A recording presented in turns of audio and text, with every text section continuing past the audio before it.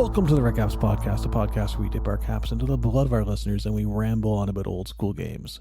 In today's episode, we are going into the odd. We're going to visit Bastionland, and we are going to chat with its creator, Chris McDowall. It was a wonderful conversation, and I can't wait for you all to hear it. So remember, no mortal can outrun a Redcap, and I hope you can sit back, listen, and enjoy.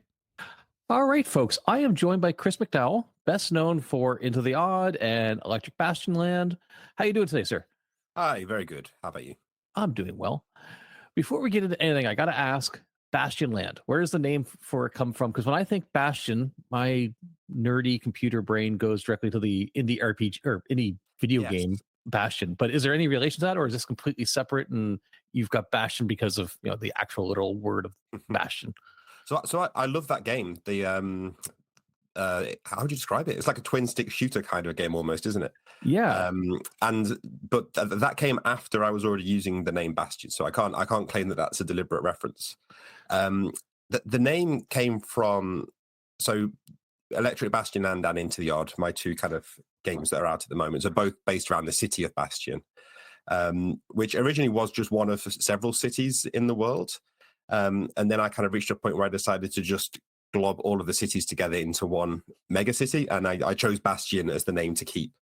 I'm not sure. I think weirdly it's one of those words. I always like using an existing word if I can, because sometimes if I'm reading a fantasy book and it talks about the fantasy realm of Varleverderbeth and like all these words you have to learn, I sometimes find myself getting caught up, and doubly so if I'm having to make those words up myself.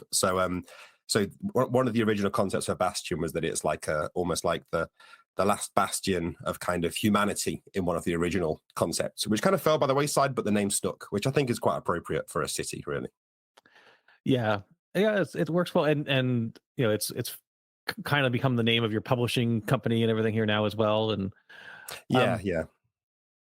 Speaking of the two games, how does one differ from the other? Or if somebody's not familiar with Into the Odd and Bastionland, and they're looking at them, because they both are deeply linked in some ways, but they're separate games as well. So how does one differentiate one from the other? So Into the Odd is, so for those who don't know, it's sort of an attempt to make a very rules-light sort of game about going into horrible underground places and trying to bring out some treasure, essentially. And it's set in this kind of weird industrial world with a bit of kind of horror, a little bit of sci-fi elements in there. And I first wrote Into the Odd, I started working on it, I think 2011, first published 2014 in its previous iteration. And it was with that, I wanted it to be a sort of self-contained book that contained the very simple rules, some guidance for how to run the game, and then like a sample adventure. Because I always like an RPG that comes like it's almost like a board game you can just take off the shelf. Like it's got everything you need in there for a good number of sessions. So then when I came to do Electric Bastionland, which originally was going to just be a supplement, but the rules for the game are so short, they kind of fit on 2 pages. It felt like it would be greedy to not put the rules in there. It felt like it would be ridiculous to have like a huge 300-page book and say, but the 2 pages that you really need are in this other book. so go and get that. So originally it was meant to be a supplement, and then it turned into a standalone thing. And the idea with Electric Bastionland, the way that it's different to Into the Odd, is as well as some kind of the setting has changed a bit because we kind of moved forward in time a little bit. It's much more focused on, rather than having like a pre-made dungeon, it's more focused on advising people how to make their own content for this world. So lots of procedures for making your own stuff, a lot more detail of the world, but presented through the characters rather than through kind of big blocks of lore. So it's kind of a standalone supplement, I guess, is where I'm loosely landing on it now. Right. It's a standalone game and also a supplement if you own the other book. Okay. You had mentioned that Into the Odd is about going down into deep dark places and bringing back treasure. So would you classify it as a dungeon crawl game primarily? I think that's definitely where it started, because when I first started designing the game, I used to kind of, this sounds more sinister than it is, but I used to trick people into playing it by saying it was my D&D hack. Because if you say to somebody, who wants to play this game that I've designed? you'll get kind of a lot of lukewarm responses. But if you say to people, hey, who wants to play some D&D? It's much easier to get people on board. so it does have some kind of D&D DNA in there. But yeah, it was certainly initially designed around that idea of the dungeon crawl. And that's definitely a focus. I've always loved that kind of exploration and problem solving side of dungeons. So it leans more into that sort of side of dungeoneering rather than the sort of combat side of things. Right. So when you were sitting down to create it, or if you're sitting down to create any game, really, how do you prioritize what you're tackling first? Are you looking at specific mechanics? Do you create a character sheet and decide, how things are going to work off of that? Like, how do you just determine what your priority is on building this, and then how that influences the next step on it along the way? Yeah, I think for me, it comes down to making.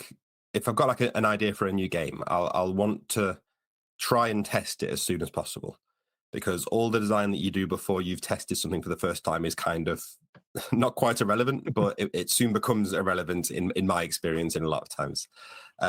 And you might think you have an idea for a game, but actually playing it might help you kind of get to that point. So the initial things I try and get down on the paper are literally just your minimum things that you would need for a playtest. So maybe a few pre-generated characters, just a very basic set of rules for the main stuff that happens in the game.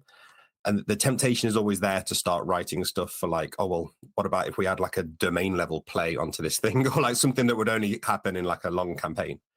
But I think to start with, I do try and get those essentials in there. And that goes for the setting as well. I'm a big supporter of the idea that the setting should support the game.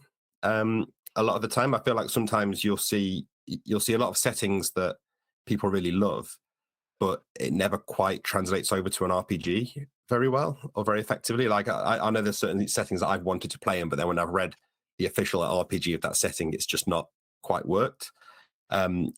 So the setting is a big thing for me. I try and sort of design that as the game emerges.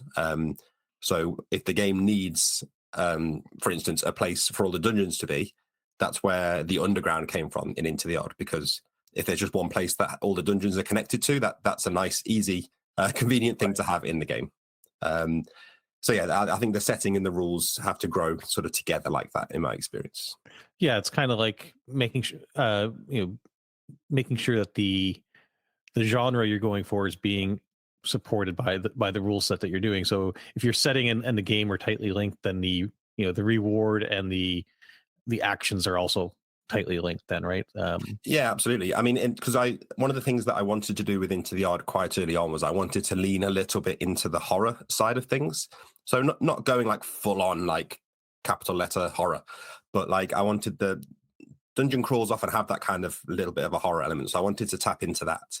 And in a very early edition of the game, the way that the rules worked, after a few tests, I was like, this is fun, but it feels too much like just a hack and slash. Like it was really easy for strong characters to just walk through and like chop everything to bits, and they were kind of very tough. And you could end up sort of accidentally designing the wrong game that you wanted, and it can still be a fun game. But yeah, it's worth keeping those goals in mind for sure. So Into the Odd has a few different mechanics and different things in its rules, and that those who are, as you were saying earlier, are people who are used to D&D might not be used to seeing when they pick up this rule book. What do you think is kind of like the most shocking thing for somebody, or the most away from their norm, that when somebody sat down to play with you, they're like, we do this, like, or it's a completely different change for them? It's more the things that we don't do in Into the Odd, the big things here, because one of the attempts of what I tried to do with the game was to chop away as much stuff as possible while still leaving a game that could still deliver on that kind of experience. So the one that people often sort of ask about is when you do have combat, there's no rolling to hit, you just roll damage.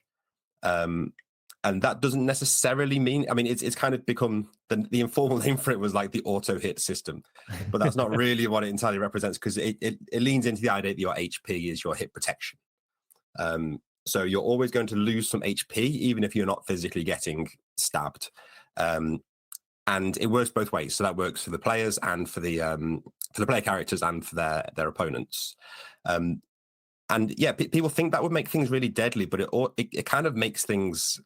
You have more information. It's a bit more predictable in some ways than having the roll to hit and then the roll to damage, because if you know that monster is going to hit you for D8 damage on their turn, you can kind of look at the HP you've got left and you can think, well, do I want to fight this thing? Whereas if there's always a chance they miss, I feel like people always want to. It's the gambler inside all of us. They always want to say, no, I'll stick around for one more turn. So yeah, it does make things more bloody in some ways, but it also gives you a bit more chance to sort of stop for a second and really sort of think about what you're doing in combat. Yeah, it makes the risk of it a lot more upfront and clear, rather than having the. I think you said, well, the gambler in all of us were like, we could stick around for one more turn. He might roll up one. Yeah, exactly.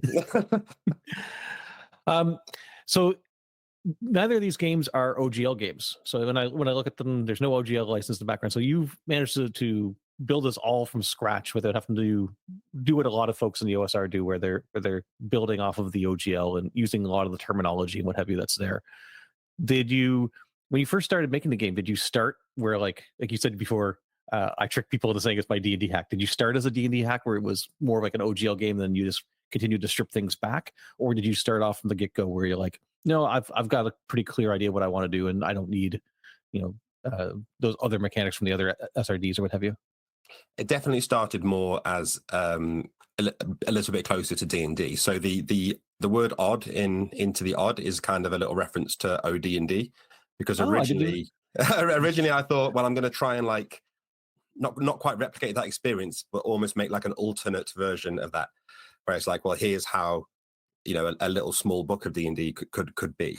So that was sort of part of the original design, and there were some more familiar things initially. There were things like skills. There were things like rolling to hit in combat. There was a more traditional kind of magic system. There were like abilities called modifiers, all these things that you might recognize from sort of D&D. But then at the time I was pulling a lot of influence, which I still do now. I was pulling a lot of influence from like OSR blogs. So a lot of the things that are in there, things like, so if you need to make a save against one of your ability scores, if you need to make a strength save, you roll D20 and you try and get your strength save or less. Right. I wouldn't for a minute claim to have invented that, because that exists in probably about 1,000 different house rule documents for people who run basic D&D and people who've made their own hacks. So it definitely started as kind of a hack of hacks, kind of pulling other bits together and trying to sort of to fit around that. But then, like I say, when I sort of started creating the setting to go with the game, that started to diverge. And as I kind of thought about the kind of gameplay I wanted to have in there, the mechanics started to diverge. So it's sort of mutated from that original kind of D&D thing quite far. So you have your own SRD and kind of the license to Mark of the Odd license, and in that you've got a listing of the rules in that SRD. And as you were saying, it's almost like a 2-page little mini document. It's incredibly concise. And I was wondering, when you're sitting down to write rules, because I'm really impressed with how concise and exact these rules are that you've got them in there. Does it start off as like a long paragraph and you're doing like the editing and trimming it way down to just the bare minimum of what you need? Or is that your natural writing style where you're able to get across a point in a very concise manner? Because it's really, really well done in that perspective.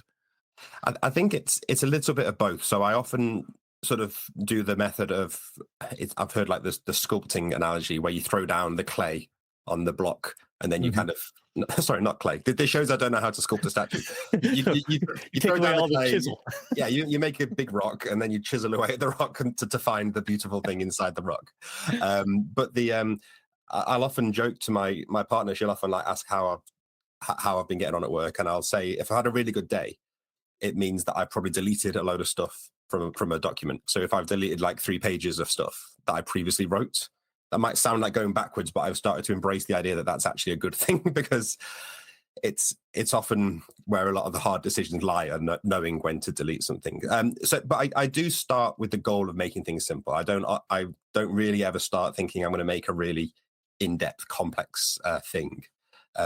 It's always in my mind, but you do find that rules kind of naturally start to crop up. They start to spread throughout the document, just because you'll have little ideas and oh well, there should be a thing for this, and then you put it in, and then you come back to it a couple of months later, and you think I put this rule in this game months ago, and then I've never actually used it, and no one's ever asking for it, so I need to get rid of it.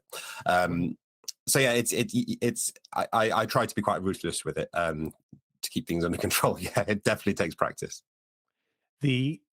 So you were saying that Good Day at Work. So are you full time in this now, or is this still kind of a side gig for you? And if it is, how's the transition been from whatever you were doing previously to game design full time?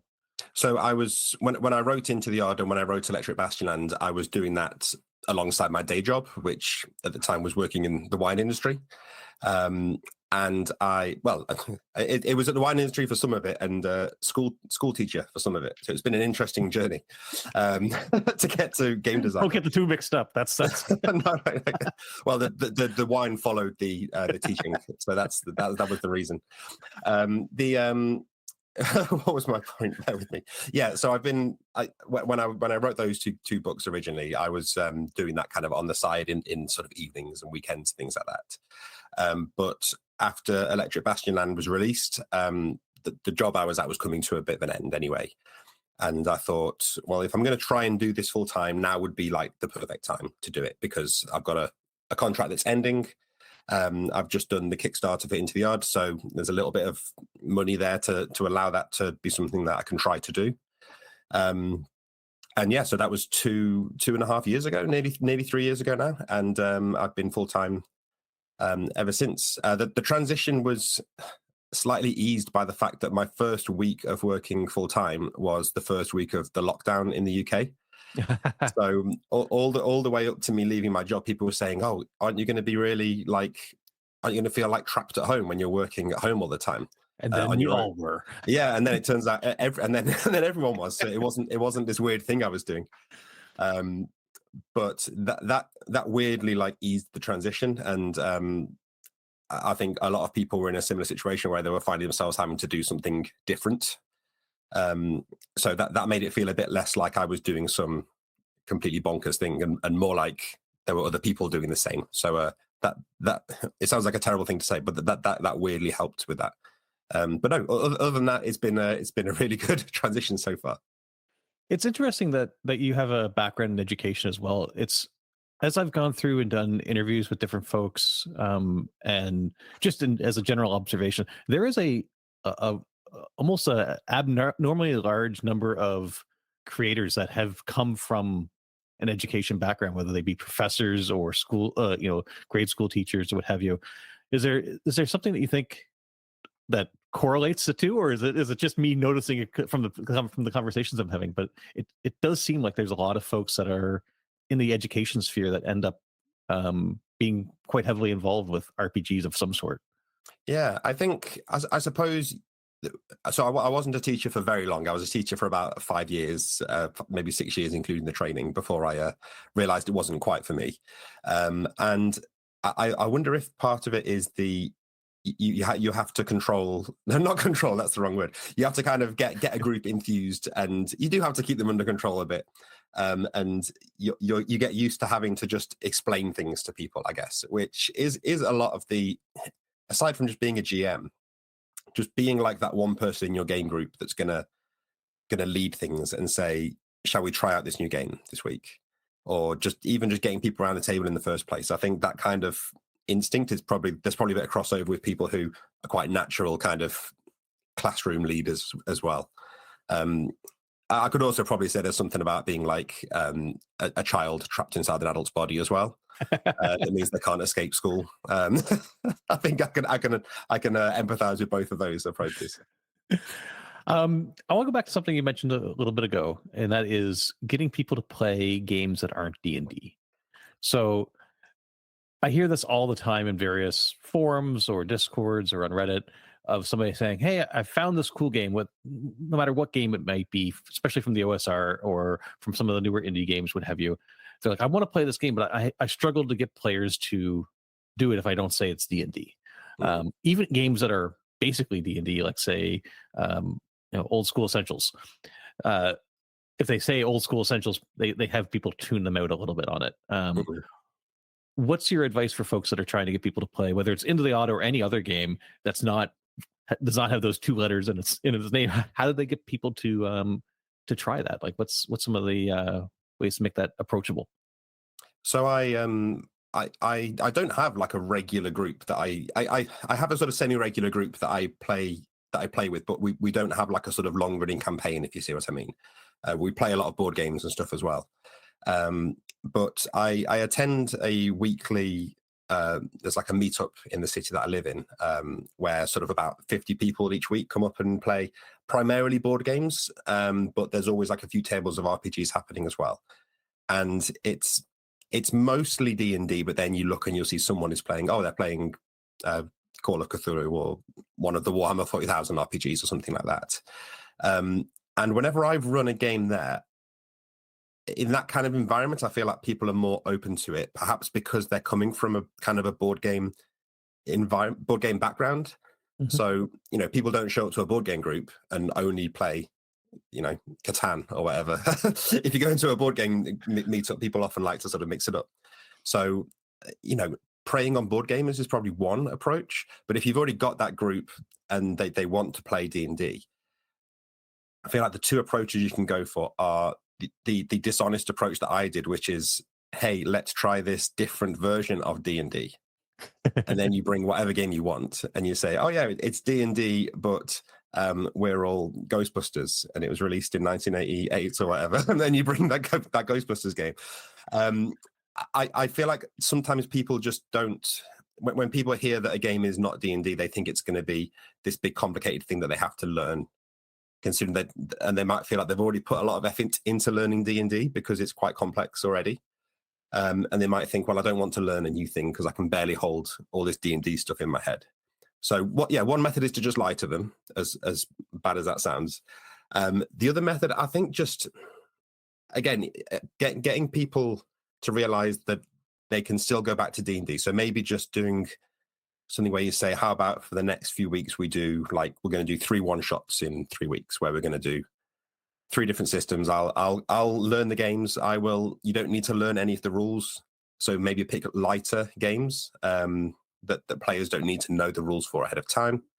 And I think just don't force it. I think it's okay. I'm making a rod for my own back here, because as somebody who's trying to make games that aren't D&D, I shouldn't be saying this, but I think it's okay if people just want to play the one game that they know how to play to some extent. It's good to try and get them to experiment, but also you don't want to just like drive your friends crazy, being always trying to sort of change up the thing that they actually want to do. Right. Back to the Mark of the Odd license. So there's a few other games that have come out, very notable games that have come out. I'm speaking with tomorrow, actually, as we're recording this. I'm speaking with Yohai, Yes. and I'm hoping at some point I can speak with Isaac as well. A couple other games that are very closely linked to yours. Of the games that have come out that are kind of directly influenced or underneath the Mark of the Odd license, has there been anything that you've seen from those where you're like, oh, you clever little buggers, I want to take that mechanic? Or has there been anything like that where you're like, if there's going to be a version 2 of these, or if there's another game in the line, has there been a mechanic that's really kind of surprised you that's come out of some of these other games that have? There's lots, and I'm very, very open that I am stealing things back from these people, because the ones that leap out to me, I mean, you've mentioned Cairn, you've mentioned Mausritter, and Rune Cairn is the other one, which is, I guess Rune Cairn is technically a hack of Cairn, so it's like a grandchild game to Into the Odd, I suppose. But there are so many clever things in Rune Cairn and in Cairn and in Mausritter that I'm genuinely taking. So I'm working on a game that is tentatively called Mythic Bastionland, which is kind of a exploration of what would the mythic past of this Bastionland be, and it's kind of like a dreamlike Arthurian kind of weird medieval thing. But for that, I am definitely taking a lot from Rune Cairn and Mausritter. The way that they handle One of them, I don't. The problem is because they all take from each other as well. I forget which thing originated in which of these games, so I'm not going to try and remember exactly which one it came from. But there was some very clever inventory stuff where people take on these burdens that kind of are represented as almost like a thing in your inventory, like you have the burden of hunger. I know it's in Mausritter, but I don't know if it started in Mausritter. And yeah, I'm basically taking that, not quite whole cloth, but pretty blatantly. And in Cairn, just a lot of the advice that's in there, the way that presents sort of the advice on how to run the game, is like really good stuff condensed into such a small space. That's like really inspirational stuff as well. But yeah, there's a lot of great stuff. I think it's my pleasure to steal it back. I'm very privileged to be in a position to be able to do that. It must be an interesting feeling to see, you put something out in the world that was very well received. Everybody speaks highly of the game and very much enjoys it. And then seeing other people take that and iterate on it and theirs also be successful. It's got to be a pretty cool feeling to watch it kind of grow out in that way and in different directions than maybe what you originally thought it would be. Yeah, and the main thing is this. I always kind of design my games very selfishly, because I think when you design a game with somebody else in mind is where you kind of run into difficulties. I think I always think if I'm making a game, it's because I want to be playing in that game and I want to be running that game, and I would love for this game to exist as a book. And the good thing with other people taking stuff from Into the Odd is they're making games that are more like games that I like. So let me think of a way to say that better.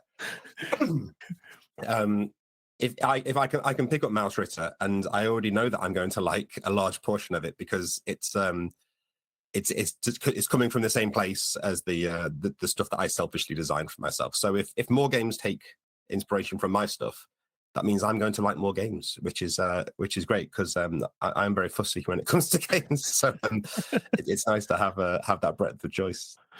Yeah, you mentioned earlier about the advice to play that's in Cairn.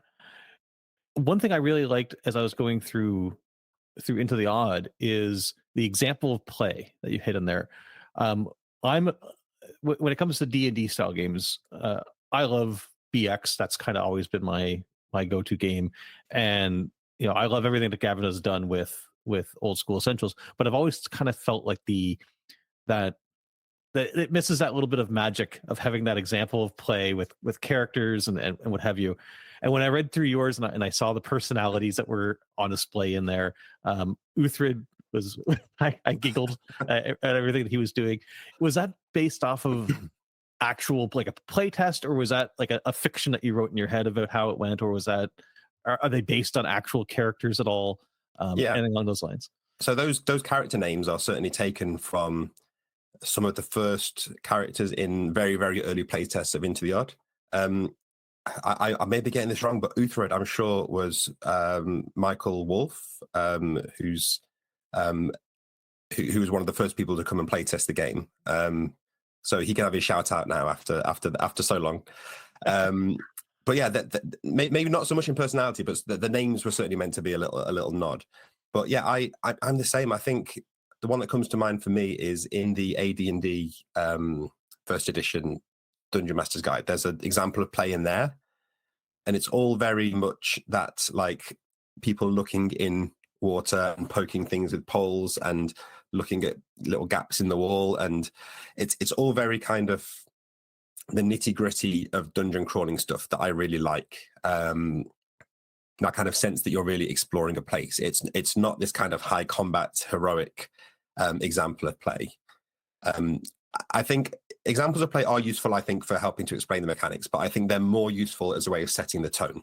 Yeah, that's exactly where I was going with it as well. I think setting the tone and giving a kind of, just putting some little snippets of the setting in there as well. I think for me, it's about that as much as the actual sort of like example of the rules.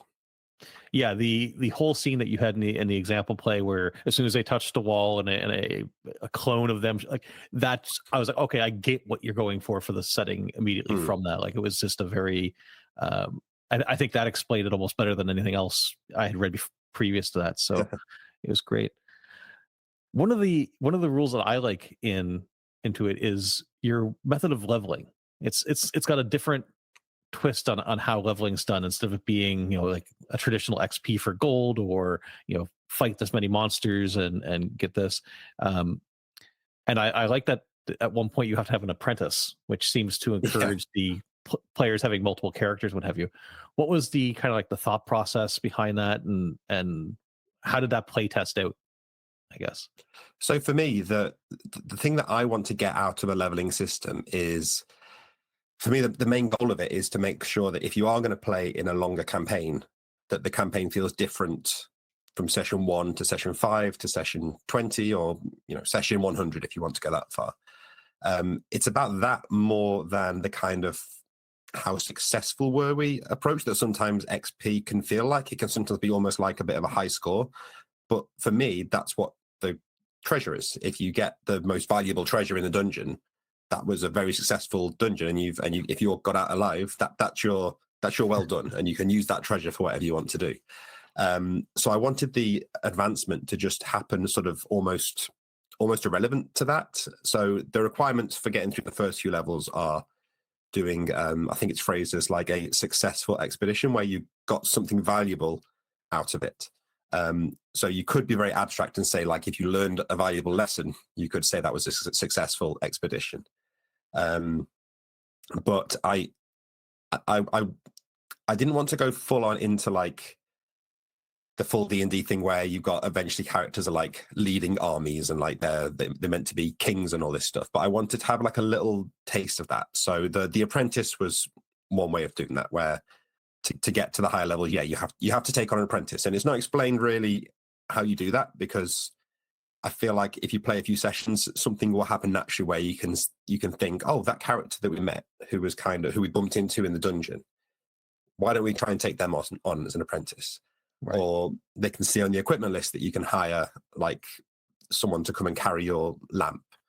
So they might say, well, we'll take on one of them as an apprentice.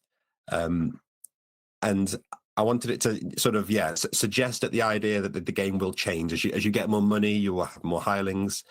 And eventually, it will feel different, but you'll never feel like you're sort of all of a sudden an indestructible superhero that's leading an army. Good stuff. The game's gone through a couple of different almost phases, I think, in a way, in terms of like from its publishing standpoint. So you kind of had your self-publishing, like original releases, and went through Kickstarter. Now with Into the Odd, you've got the remastered version through Free League.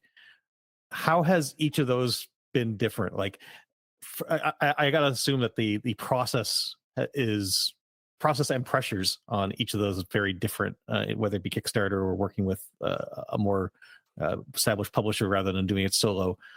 How has that been from your perspective? So the first release of Into the Odd was actually through Lost Pages Publishing, and they're a very small kind of one-person operation, really. And I knew Paolo from Lost Pages already, sort of through Google Plus at the time. And Paolo got in touch, I think, and said, like, oh, is this something you'd be interested in publishing? People seem to be liking it. And I think I just thought that initially it was just like, well, how cool would it be to have something I've designed, not even on my own shelf, but like the idea that someone else would have it on their shelf was like a bizarre idea to me, because I've been sort of designing games for a little while just for my own fun, really. And it was always a real challenge to get anyone else excited about it, which was probably partly to do with the games themselves that I was writing. But Into the Odd was the first one that kind of some people seem to actually be interested in it. So that first one, it was very small scale stuff, but it was really exciting to see people actually buying this book. And I remember them that they were sort of very sort of 48-page softback. It was very, very nicely designed inside, but it was kind of very, very humble beginnings, I guess. And then into Electric Bastionland, was the one that I self-published. So that was done through myself, through Kickstarter, and that's when I decided I wanted something big, hardback, coffee table almost sized, my vanity getting the better of me, and I wanted a spine on the book so that I could actually have have the name of the book on the spine so I could see it on the shelf. And that was that was done through self-publishing through Kickstarter, which was a good experience. I had a lot of help from Rowan Rook and Deckard, who are, you might know from Grant Howitt's games. So they made games like Spire and Heart. I knew them a little bit already, but they came on and sort of helped us like consultants and guided me through that whole process. And I think if anyone is thinking of running an RPG Kickstarter and self-publishing a book, I think asking somebody who has done it before to come on board as a sort of consultant is one of the best decisions I think I've made for that, because there were so many times it was so nice to just have someone that I could just ask a really stupid question to, and they were always very happy to say, "Oh, that's not a stupid question, and here's the answer." And then Into the Odd Remastered kind of came as a bit of a surprise, really, because I thought I was kind of done with Into the Odd. I'd done Electric Bastionland as kind of the follow-up, and I thought, well, they now exist as two versions, but people kept asking me about Into the Odd still. Even if they liked Electric Bastionland, there was still something about Into the Odd that they really liked, and they wondered, "Oh, will there be an updated version of Into the Odd, or a more luxurious version of that, or a new edition with some changes?" And I didn't really want to do another edition with changes because it felt like it wasn't really needed. It felt like it still worked and everything. It was just that I think there was potential to do it in a slightly different way to how it was before, and or to almost make the definitive version of it, or like the version that I would have made initially if I had unlimited resources at the time. And I was already in contact with Free League about, I'd done a little bit of writing for them previously. And Free League had asked me previously, they said like, "Oh, is this something, would you ever want to do a version of Into the Odd? Because that's something we'd be interested to talk about." And it kind of snowballed from there, and I managed to get Johan on board, which felt like a bit of a miracle because I couldn't believe that he agreed to do that, but he was very happy to be involved in that. And then what felt like a long time later, because I had to be very secretive about it for a long time and not tell anyone it was happening, it came out, and that brings us to today. Whenever everyone asks me to do this kind of recap, I find I just keep talking until I literally get to today. So apologize. It's fine. For anybody who's not aware, Johan that he was speaking of is Johan Noor from most famous for Morkborg. Yes. Yeah. And you can definitely see a weird and twisted art style, kind of. Am I right in saying that's mostly public domain art? So we originally said when we both agreed when we agreed to do it together, I think we both had the exact same thought, and we both almost like said it at the same time, like, this should not look like Morkborg, because that would be fun in its own way. I was just thinking of you guys saying the same thing, going, "Are we best friends now?" Yes. Yeah. Pretty much, yeah.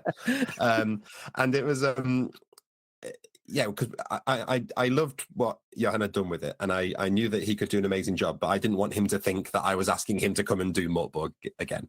And likewise, he already knew Into the Odd, and he sort of agreed to do it almost on the condition of like, "Look, I don't think it should look like Morkborg." But the one thing that we did kind of thought would be a good fit is in Morkborg, he does have some original art in there, but he uses a lot of public domain art in there as well. And we kind of thought, well, what if we go whole hog with that? And we take everything is from old public domain artwork, and we chop it up, give it weird color filters and things like that, and make it into like this collage art, so that it looks and feels old, but still feels like weird. So it doesn't just look like a book of public domain art. It looks sort of modern, and it still leaps off the page, but it doesn't. But it's got that old lived in feel. So it almost feels like it could be like a real old book that you found. So that was the brief. And I think he's done pretty well on it, I would say. Yeah. Another place where some of your words appear that's kind of got a very unique and cool art style that I really enjoy is the Knock magazines from Mary Mushman. So on Knock 1 and 2, you've got I have all three. I don't remember. Are you in? No, I'm not in 3 for some reason. I think that they used up all my good stuff in 1 and 2. There's nothing left. But yeah. So like, how is that process like of them taking like classic blog entries and what have you and reworking them? Yeah, well, they asked me if I was interested in number 1, and I kind of said, yeah, that sounds great. I thought it was a good idea, but I didn't. I was just picturing something like compiling, blog posts into some pretty plain looking book like magazine and sending it out. So I didn't really give it a second thought. I was like, oh, that'd be cool. And then when I started to see it, I was like, this is absolutely bonkers. It's like it's like absolutely fantastic. I think for anybody that kind of, either for people who maybe did read the blogs first time around, but especially for people who feel like they've come into the hobby more recently and they almost feel like they've missed the, and I'm using air quotes here, the golden age of blogging. It's a really great way of getting a really like nicely condensed sort of explosion of all that creative stuff that was written on blogs and is still being written today. So yeah, I'm incredibly like flattered to be involved in that, and anytime they ask me, I will say yes. So yeah, I'm definitely looking forward to being involved with them in the future. Yeah, I'm looking forward to. I have to reach out to them because I believe they'll probably be announcing the Kickstarter for issue 4 here within the next short while. Yeah. So I'm hoping to get in touch with them for that. I agree. I think it's fantastic to if you missed it on the Google Plus days and you kind of want to have a feel of how all these articles went back and forth and how people were sharing stuff. I think the Knock magazines are a really good source of that. Actually, that kind of leads into something else I want to talk about. Is everybody who's in the OSR in the RPG scene laments about Google Plus days, about how much we miss that being there. And social media overall, in terms of where the space is now, you've got people that coalesce around Discords. There's a few forums left that are still active, but not nearly as much as before. There's Twitter, which, whether that's burning down as we speak or not, I don't know. But what's your view on where people in the scene gather now? Like, what is where is the development, or where's the next phase of all this going to be spawning out of? So if one phase spawned out of Google Plus, where's people be looking to see where the next great mind share is going to come out of all this? Well, the answer is I'm still trying to find it myself. I think Google Plus had a really nice sweet spot balance of you could write long form posts, but it still felt kind of informal. You had circles, so it was kind of a little bit difficult to get in. You kind of had to almost be ushered in, and have people. You kind of had to have it changed over the years, but I think for various points you kind of had to have people add you, and you had to add them back. So there was a bit of, you couldn't just jump on and start shouting, for better or worse. So there was a little bit of a barrier to entry in that sense, but once you got over that, it had like a really good balance of, I would be always like discovering new people and new things, but I wasn't being completely overwhelmed with like noise, which kind of, for me, Twitter is just too much noise. Like I feel like I'm never seeing the good stuff because I'm just too distracted by the bad stuff, let's say. So Discords, I'm in a few Discords, and I think they're really great for like conversation, but it's not got the same, it doesn't scratch the same itch of like discoverability for me. Like I don't feel like I discover many new exciting things on Discord. I do find new things, but it not so much. So for me, it's still the blogs, which is a slightly archaic solution, I guess, these days. But having a blog with a blog roll down the side of blogs that you like, that's how I discovered a lot of blogs back in the olden days, and it still works. I'll still go to blogs that I like and look down the side on their feed of other people's blogs and look for sort of new names. That's kind of where I find most of my things. There are some other efforts going on. There's the Ben Milton newsletter. Yep. The Glatiscent, I think, is very, very much worth signing up for. But yeah, I think, like you say, at the moment, it feels like we're in a bit of a transitional period where Twitter is potentially burning down.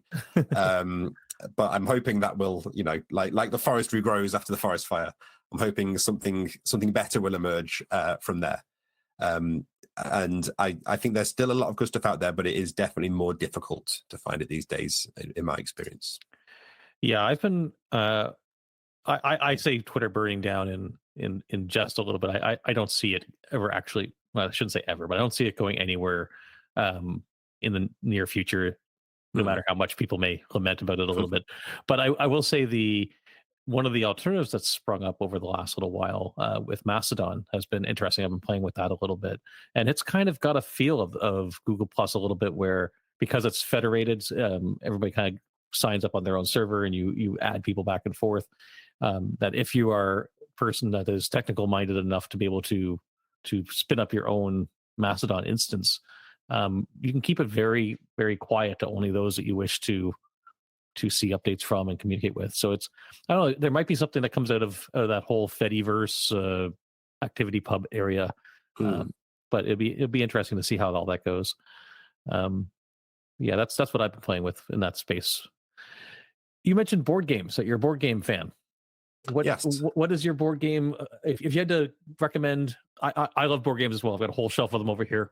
If you had to go through and pick, 2 board games that you're introduced to somebody who has only played the old traditional board games, they haven't played any Euro games at all, what 2 games are you going to recommend to folks? That's a tough one. I'm going to pick one that I picked up relatively recently, but it's something I've wanted to try for a long time, and then it got a reprint recently, well, a redesign, I think, recently. So I was able to pick it up, and that's Libertalia, which it has a terrible subtitle. The subtitle is like The Winds of Galecrest or something, but it's Libertalia. It's a game about being pirates, and you are all going and getting like a pile of treasure, and then you have to divide up the treasure by playing cards, and some higher ranked cards get a better chance of doing getting the treasure. Or rather getting first picks of the treasure, but lower ranked cards get to do something special before then, is the very short version. But the really fun thing about it is there's this huge deck of cards, and for each round, one player will deal themselves random cards, and everybody else picks out the same hand of cards. So it's like self-balancing. So if you get a really bad hand, every other player also has the exact same bad hand to play with. Okay. So you can have these really fun rounds where you'll get like a really powerful combo, and you think, oh, I'm going to do that. But then you got to think, well, wait, everybody's going to do that. And it becomes this kind of bluffing game. And then, like I say, that it weirdly, like the really fun rounds are when you've got bad things where you think, I just have to play the least bad option. But then you have to think, well, everyone else is doing that as well. But yeah, Libertalia is fantastic.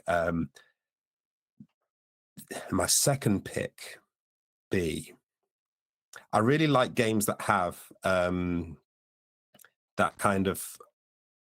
I've got a real soft spot for that kind of random setup thing, where any game that has variety when you set it up, so that even if there's just like slightly different objectives or a slightly different rule that you can put in play, anything that makes the game slightly different to play when you set it up, I'm a big fan of that. So one that weirdly, I played this last night actually, Sagrada, which is a dice drafting game. It's really quite simple, but it's just like a slightly different combination of things each time, and that is a really good game, I think, to show to someone who's not played board games other than the obvious like Monopoly, Risk type things, because it's really simple, but it's the kind of game where if that was the first game I played in this kind of style, I would be like blown away by it. Like the first game I played that was like this was Pandemic.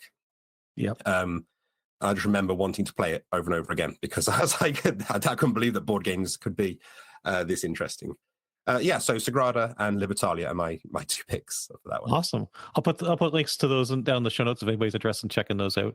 I'm a big fan of board games. My wife and I play quite a few of them, and it's a nice way to. She has little to no interest in role playing games, but she loves board games. So that's where we get to. So I try to start merging it a little bit together. I'll try to start bringing some like dungeon crawly board games in and seeing if I can trick her in that way. But so I'm not sure if you've listened to interviews I've done in the past, but I always end them off with the same question, and that is, you've done a ton of different interviews with different people. Is there a question that you've been sitting there going, I wish somebody would ask me this so I could talk about it? Or is there something that during this one that you're like, I kind of expected Kevin to ask me about this, and he didn't. Is there a question that you would have liked to have been asked that nobody has, or what should somebody know about you that nobody's been bringing up at all? Oh, that's a difficult one. I will think of one. I'm glad you're editing this, because it's really going to take me a moment to think. Yeah, no problem. I think, well, funny enough, the thing that you've asked about teaching was really interesting, because that's something that I think people have asked me before. But the other career that I had before I was working as a game designer was, I mentioned that I worked in the wine industry. So I worked in wine retail, and eventually I was a buyer for a wine company. And in doing that, I did a lot of sort of wine qualifications and like a wine training and thing like that. And I guess I was always hoping someone would ask me something about that, because that's a side that I never get to talk about in relation to games, because it's not quite as obvious of a connection as teaching. But interestingly, I was in a Discord server today, and someone was talking about there was almost an argument breaking out about like different editions of D&D. Some things never change. We're still getting little miniature edition wars. And so it made me think of the differences between different styles of wine. So people would come into the shop and they would want to buy a bottle of wine from me, and they would say, "Oh, I want to buy a bottle of wine for someone, and it really needs to be this particular grape. It absolutely must be a Pinot Grigio." And I would say, "Oh, well, we have got Pinot Grigio." Or if we didn't have any, I would say, "Well, we haven't got any of that, but we've got this, which is very, very similar." And they would say, "Oh, no. It needs to be Pinot Grigio." And at the same time, I have people telling me that they can't tell the difference between all the different styles of wine, which I completely agree with, because I think the differences are so small that even if you go and train to tell the differences between different types of wine, often the people that train for this as part of their careers can't really 100% identify between them. So I think there is a lot of crossover between how people buy a bottle of wine and how they choose an RPG, because they're both quite intimidating topics. If you feel like they can feel overwhelming with information. You can feel like if you pick the wrong choice, you're going to be stuck with it. So I would use that question, that wasn't quite a question, to encourage people, whether they're buying something to drink off the shelf or whether they're buying an RPG, to realize that perhaps the differences aren't quite as big as it might seem. And perhaps there's going to be other things that are going to impact how much you enjoy that drink or how much you enjoy that game, rather than minutiae of whether it is officially D&D or whether it has a particular mechanic in it.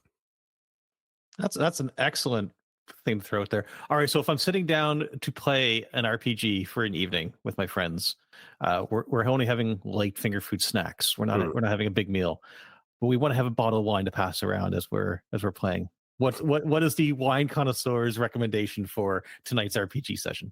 An RPG thing, right? So I guess the thing about an RPG is it can take quite a long time. Yes. I'm thinking like a red wine that would benefit from, being open for a long time. And I think RPG people like a challenge. So I would say, I'm going to make sure I try and get this name right, because, I wanted to make sure I was saying it right, because I wanted to maintain the illusion that I knew what I was talking about, but I did have the right name. There is an Italian wine grape called Sagrantino, which is, you might see Montefalco on the label, because the region that it's from is called Montefalco, and it is an extremely tannic red wine. So the tannins are the thing that dry your mouth out in red wine. And I've had some, and it's always been very challenging and very chewy.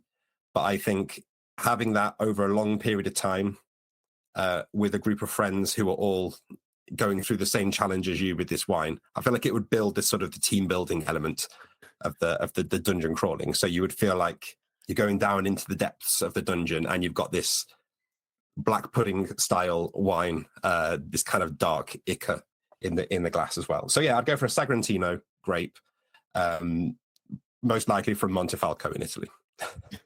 Awesome. All right, Chris, is there anything that's upcoming that people should know about coming from you, or is there places that people should go to find all of your stuff and all of the things that you're doing? So, like I say, I'm working on the kind of a sort of follow up to Electric Bastionland and Into the Odd that's in the very early stages called Mythic Bastionland. There's a free play test of that out at the moment. I've also got a miniatures game coming out at the start of next year called The Doomed. And I've got lots of other things that are sort of happening and half finished projects, but everything is it's all at bastionland.com. I try and keep everything in one place for ease. So yeah, if you go to bastionland.com, that's the blog and the home of everything else. Awesome. All right, I will have links to everything that we talked about in the show notes. Thank you very so much for coming onto the show. It was awesome to talk to you. Cheers. Thank you. All right, folks, that's going to wrap up this episode of the Redcaps Podcast. As always, all the links to all the things will be down in the show notes. I hope you were able to enjoy, learn something, and that you are eager to come back for more. www.theredcaps.net has all the links to all the ways to contact me, and I would love to hear from you. Please do reach out. Let me know what you think. Thank you very so much for listening. And remember, never let your caps dry out. Stay safe. Have fun. We'll talk again soon.